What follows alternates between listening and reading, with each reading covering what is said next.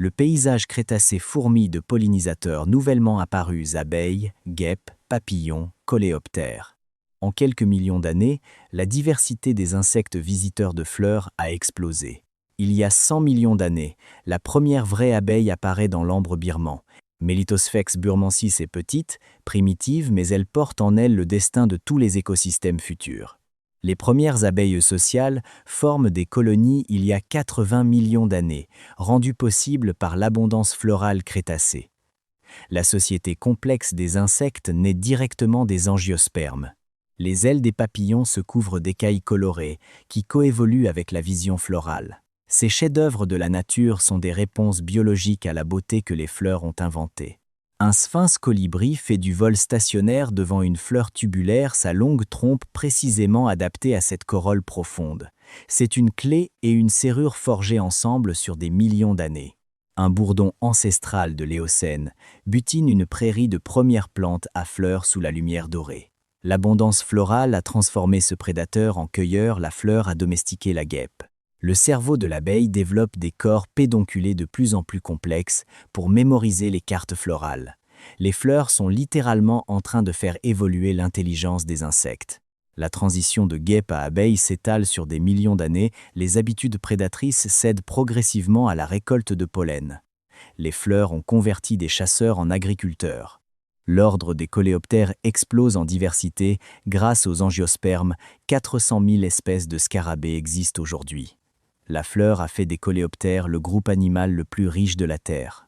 Il y a 55 millions d'années, le premier oiseau-mouche ancêtre commence à visiter des fleurs tubulaires. La coévolution des colibris et des angiospermes produira certaines des plus belles fleurs tropicales. Une abeille solitaire tapisse son nid souterrain de pétales colorés récoltés sur des fleurs. Ce comportement intime révèle à quel point les angiospermes ont pénétré jusqu'au cœur de la vie des insectes. Des millions d'abeilles suivent la floraison printanière vers le nord comme une vague verte. Cette autoroute de pollinisateurs est invisible, mais vitale, une artère écologique que les fleurs ont créée. La danse frétillante de l'abeille transmet des informations précises sur la distance et la direction d'un champ de fleurs. Ce langage symbolique unique dans le règne animal est un don des angiospermes. Les corbeilles à pollen des abeilles de l'Éocène, ces structures tressées sur les pattes postérieures, sont une invention morphologique provoquée par l'abondance du pollen floral. Une prairie de l'Holocène grouille de 20 000 espèces d'abeilles différentes, toutes productrices de la coévolution sur 100 millions d'années. Chaque bourdonnement est l'écho d'une histoire ancienne. Certaines abeilles oligolectiques ne visitent qu'une seule famille de fleurs de toute leur vie, une hyperspécialisation qui rend les deux espèces indispensables l'une à l'autre et fragiles ensemble. Les yeux composés des abeilles s'étendent progressivement dans l'ultraviolet grâce à la pression de sélection florale. Ce don visuel extraordinaire est un cadeau que les fleurs ont fait aux insectes. Les abeilles orchidées mâles collectent des composés aromatiques floraux pour séduire les femelles. La fleur est devenue le parfumeur des insectes, une sophistication coévolutive stupéfiante. Les diptères mouches et moucherons explosent en diversité grâce aux fleurs. Ces pollinisateurs discrets mais indispensables représentent des dizaines de milliers d'espèces dans les écosystèmes actuels. Le système immunitaire des abeilles coévolue avec les composés antimicrobiens du nectar floral. Les fleurs soignent leurs pollinisateurs, une relation de soins mutuels profond et ancienne de millions d'années. Des papillons de nuit visitent des fleurs blanches lumineuses sous la lune. La pollinisation nocturne est un marché parallèle, inventé par des fleurs qui refusent de dormir quand leurs rivales ferment. Dans la forêt crétacée tropicale, des scarabées et des longicornes visitent des fleurs primitives. La diversité des coléoptères pollinisateurs est immense et largement invisible à nos yeux d'humains. Les fourmis tissent des relations indirectes avec les angiospermes, dispersant leurs graines, protégeant leurs tiges, habitant leurs galles.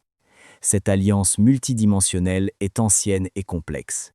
Les abeilles corbiculées, abeilles mellifères, bourdons, abeilles sandars, forment un groupe phylogénétique né il y a 80 millions d'années.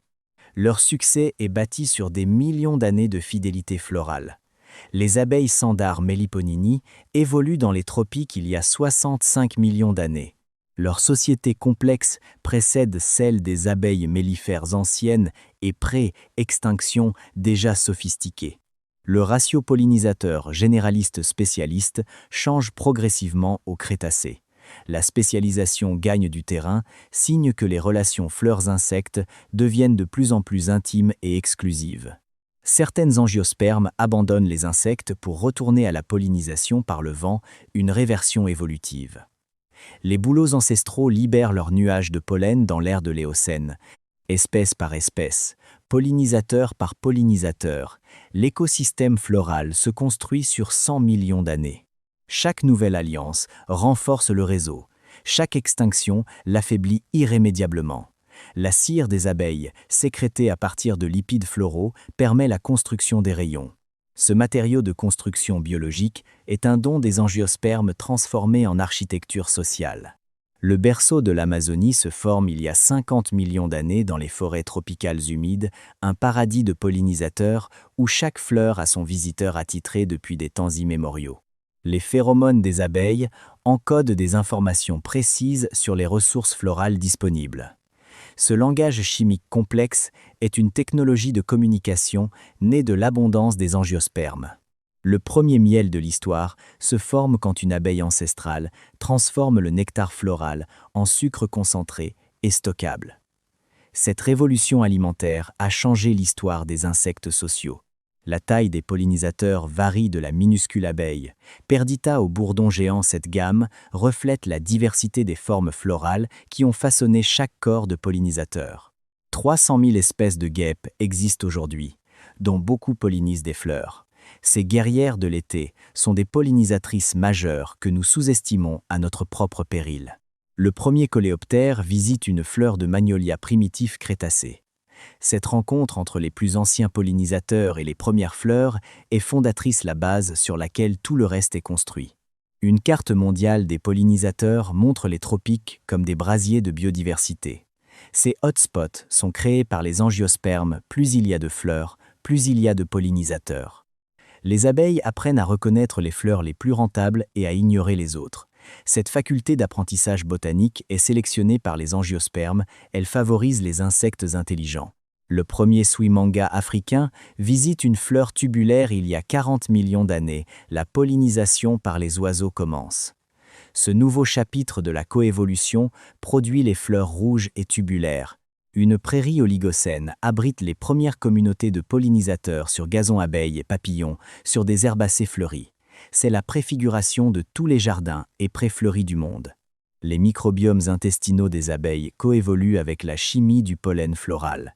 Cette alliance invisible entre bactéries, abeilles et fleurs forme un système de santé tripartite d'une complexité fascinante. Un musée imaginaire des pièces anatomiques de pollinisateurs, pattes, trompes, yeux, antennes révèle que chaque organe est sculpté par les fleurs, siècle après siècle, avec une précision remarquable.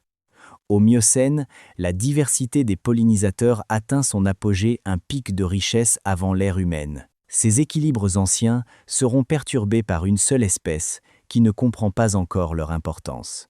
La ruche est un superorganisme. Des milliers d'individus prennent des décisions collectives sur les ressources florales. Cette intelligence émergente est rendue possible par la complexité du paysage floral. La diversité des guêpes cynipes explose en même temps que celle des figuiers. Chaque espèce de figuier a sa propre guêpe, une coradiation spécifique parmi les plus spectaculaires de l'histoire naturelle. Le réseau de visites florales est un graphe d'une complexité extraordinaire, des milliers de nœuds, des millions de liens. Détruire un nœud peut faire s'effondrer des cascades entières de dépendance. Une mouche à la trompe spécialisée s'approche d'une fleur conçue exactement pour elle, coévolution parfaite visible. Ce couple improbable illustre la logique profonde de la diversification mutuelle. Il y a 10 millions d'années, la carte mondiale des pollinisateurs atteint sa richesse maximale. 200 000 espèces de pollinisateurs sillonnent la planète dans une danse éternelle avec les fleurs.